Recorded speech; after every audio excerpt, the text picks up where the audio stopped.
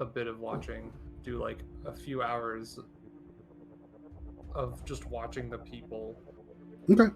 go about and see if there's any pattern of like sleep, or do they sleep in shifts, or do they not sleep, like whatever. Make a perception check. And I would say make it an advantage because you're taking some time, you're taking in the sights, you're trying to find patterns, you're trying to see what's happening up here. All right, got a 15.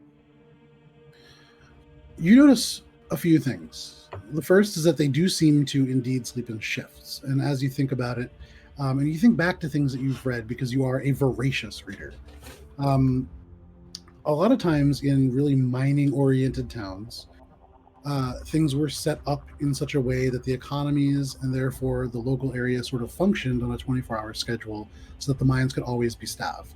And even going up into the more elite stratas of society, those are the people running those operations. There still needs to be people awake. There needs to be people awake to visit the stores at the hours right when ore comes in to get the best prices. So this is truly a 24-hour city.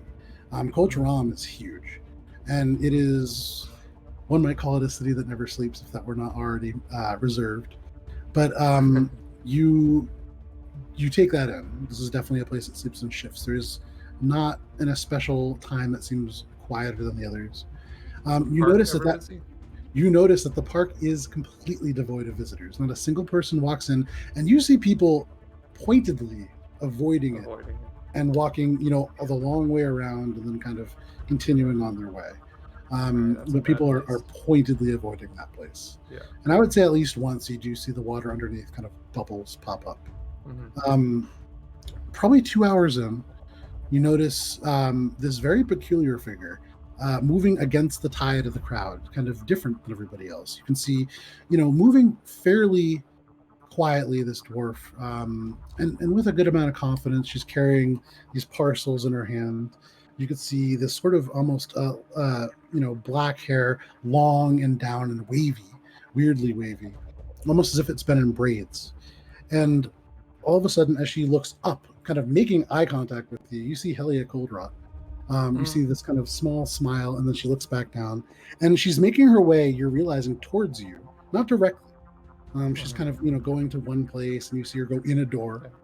Blending in You see circuitously. some other people come out, and then you see her kind of following them. And she follows this group of 3 people until all of a sudden they pass by the ziggurat, and you can see she stops for a second. You see she drops something and kind of picks it up. And as she does, she turns and kind of disappears underneath you. Can I message her? You can certainly try it. What do you want to say? Yeah. I'm just going to be like, where are you going? What are you doing?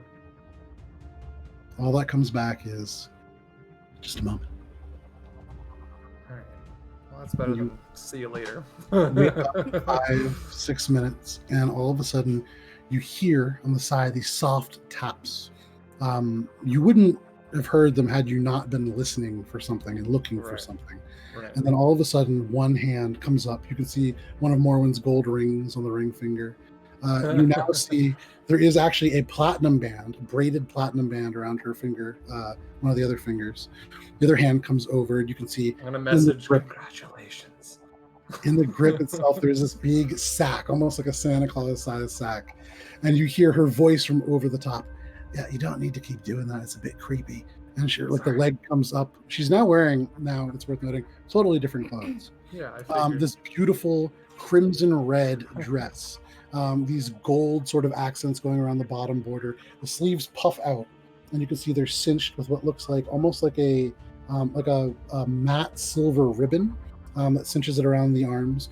You actually do notice there's makeup covering the top of her arm, but just peeking out, there seems to be elements of a tattoo.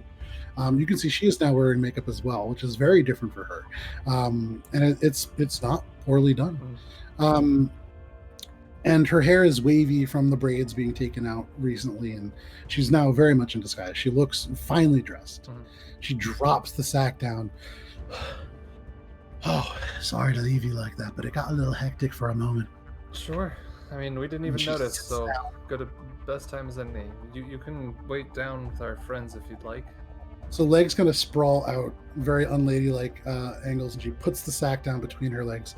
I'll do it in just a moment. I do need a little bit of sleep, but I got us things that we might need.